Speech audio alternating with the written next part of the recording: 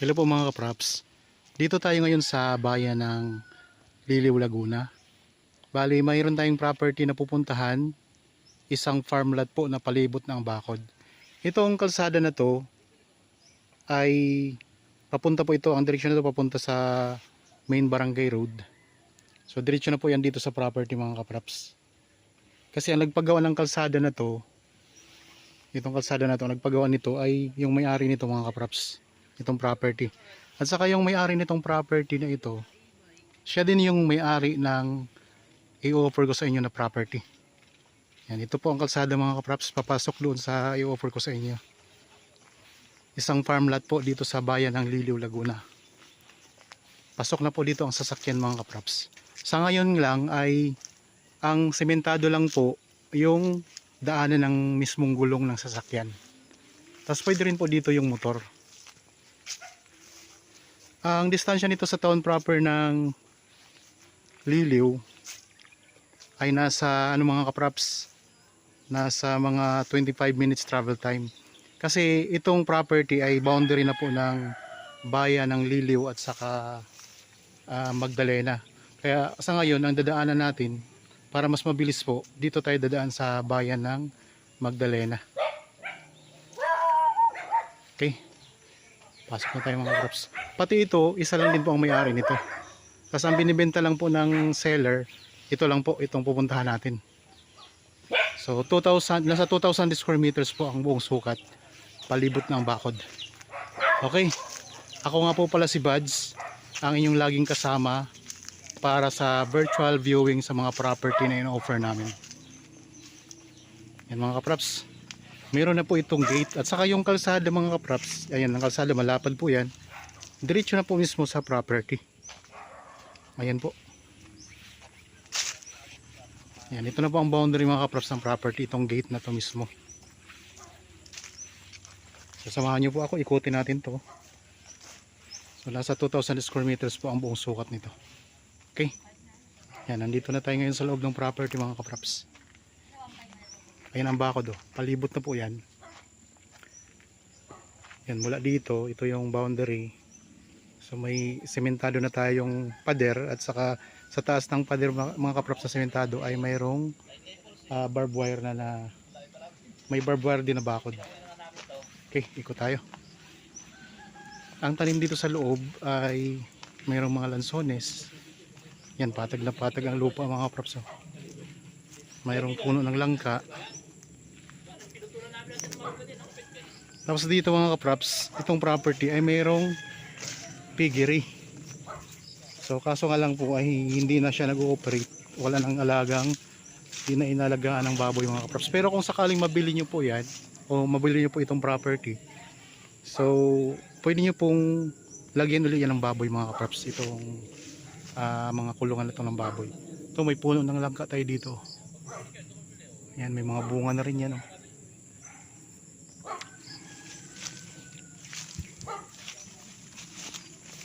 Ito yung baboyan mga kapraps. Ayos pa naman ang mga bubong nito. Pwede pa kayo mag-alaga ulit ng baboy dito. Okay, ikutin natin ito mga kapraps. Ayan, ang daming mga lansones na tanim. So isang maganda talaga dito, yung bakod palibot na siya mga kapraps. So magkano din ang magagastos natin kapag nagpapabakod tayo ng property. Halos milyon din mga kapraps yan. Yan, pwede kayo mag-alaga dito ng kambing kasi ngayon yung caretaker nito ay may alaga silang kambing mga kapraps. Mga manok, meron ding mga bibe, ayun, mga bibe na alaga. Tapos meron itong bahay na kasama. Ito yung bahay mga kapraps.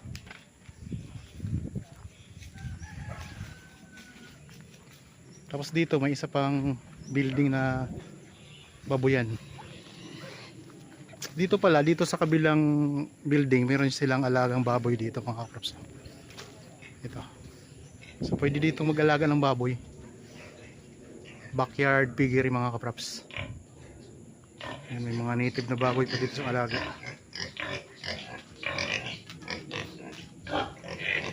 Yan, mga native yun mga kapraps, oh. Dito sa area na to, wala tayong mga tanim. So, ialisin na natin yung mga damo para mas gumanda yung property natin.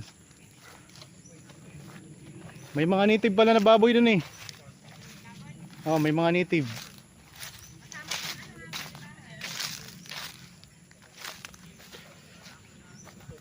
Yan, ito yung boundary mga kapraps dito. Yung bakod na yan na semento. Yan, palibot na po ito ng bakod mga kapraps, tingnan nyo. Oh. Palibot na po yan. Ito yung kasamang bahay na maliit, oh. Yung loob ng bahay mga kapraps, ipakita ko rin sa inyo.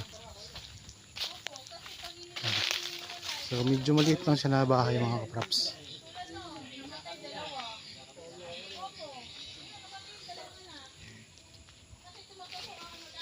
Meron ditong lagayan ng mga feeds pala, oh. Ito lagayan pala ito ng mga feeds dito sa likod ng bahay. Tapos punta tayo dito sa loob. Yan. So kaharap po niya ang isang building na babuyan. Ayan. Dami mga lansones, oh. Okay, ito lang yung loob ng bahay. Yan ang kusina mga kapraps. Tapos meron ditong CR. Ito yung CR. Isang kwarto lang po ito. Wala po itong kisame mga kapraps, ha. Yan, ito yung kwarto. May pintura na rin siya. Pero dito pala sa loob ng kwarto may kisame na rin siya. Yan, may kisame na yan. Hindi pa lang napipinturahan. Okay. Maliit lang siya na kwarto. Kasi maliit lang din naman po itong bahay mga kapraps.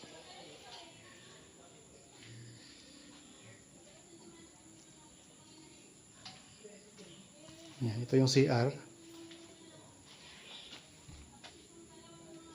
So ang CR mga kapraps, hindi pa siya tapos talaga.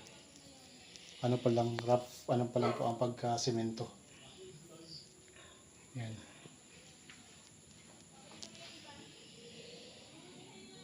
Nakatrases na rin po ang bubong.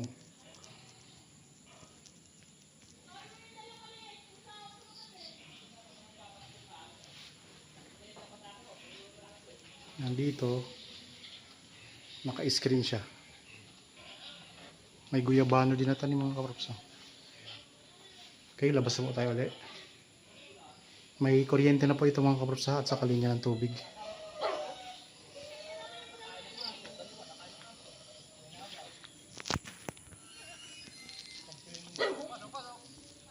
Okay. Labas na tayo dito ulit.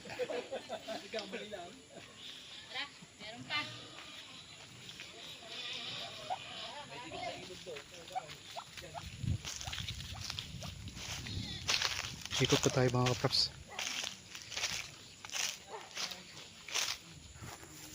May bandang gilid mga kapraps.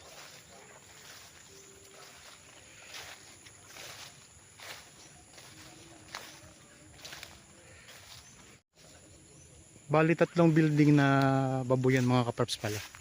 Eh, meron pa kasing isa doon. Yan, tapos ito. Tapos yung nauna na pinakita ko.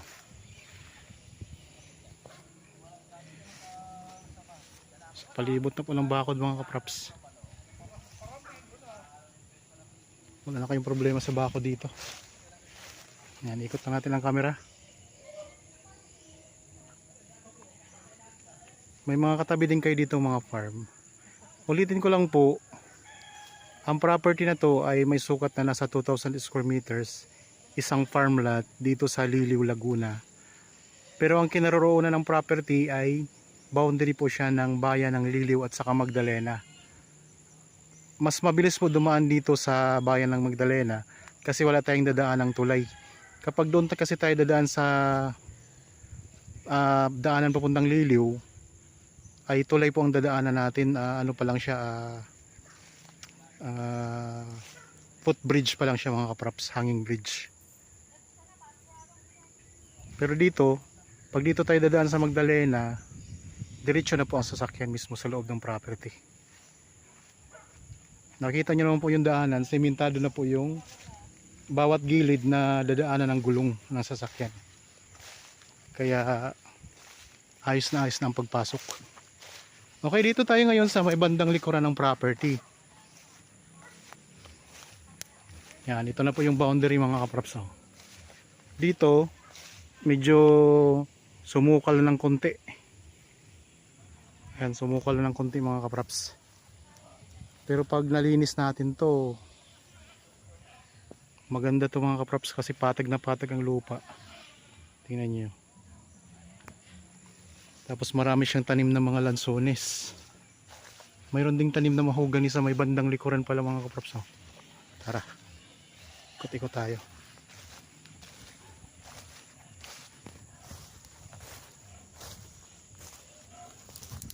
Sa mga viewers pala ngayon na mayroon ding property na gustong ibenta at gusto nyo pong mahanapan ng buyer ang inyong property, kontakin nyo lang po kami para makuha ng video ang inyong property at mahanapan natin ng buyer mga kapraps. Pupunta tayo dito sa may likod. Dito pala yung building ay sira na yung bubong mga kapraps. Yung building ng babuyan.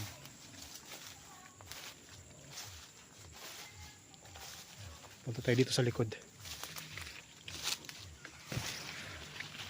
May mga tanim din na mahogany.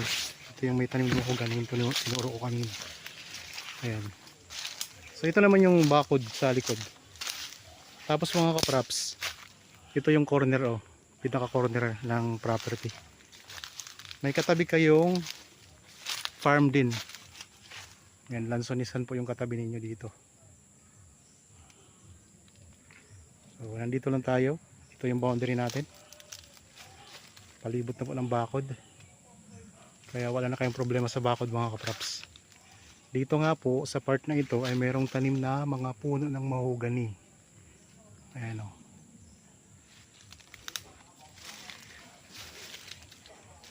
Ilang puno ng mahogany ito? Mga nasa 6. Tapos marami siyang mga puno ng lansones. Okay, balik tayo doon sa may harapan. Ito yung pinakalikod na bahagi ng property mga kapraps.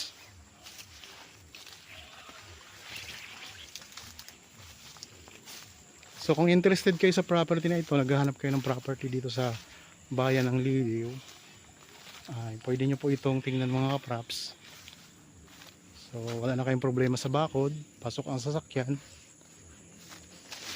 At ang presyo nito nandyan po sa description box at sa title po nitong video. Pwede kayo mag-alaga ng mga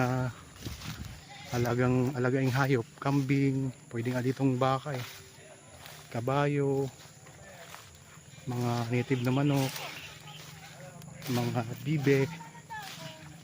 Ganda ng kambing, may anak ang kambing. Yan, may alaga silang kambing dito, saka mga bibe.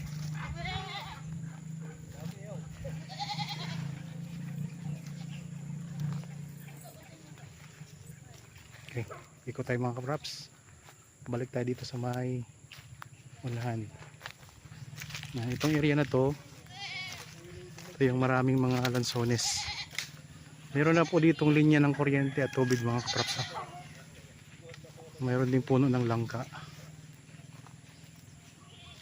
So ayos na to mga kapraps. Pasok ang sasakyan, may sarili na kayong gate. At itong katabi ninyo, yan, may katabi din kayong farm. So yun yung gate natin mga kapraps dito. Diyan tayo galing kanina pagpasok natin dito sa property. Yan mga kapraps. Okay, ano pang hinihintay ninyo? Kung interested po, makipag-ugnayan na agad kayo sa amin para ma-process agad natin mga kapraps ang bentahan.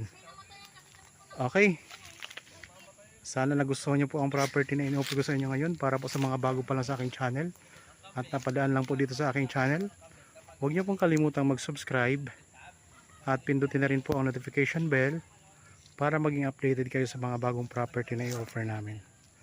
Maraming salamat po. Lagi tayong mag-iingat at God bless po sa ating lahat mga kapraps.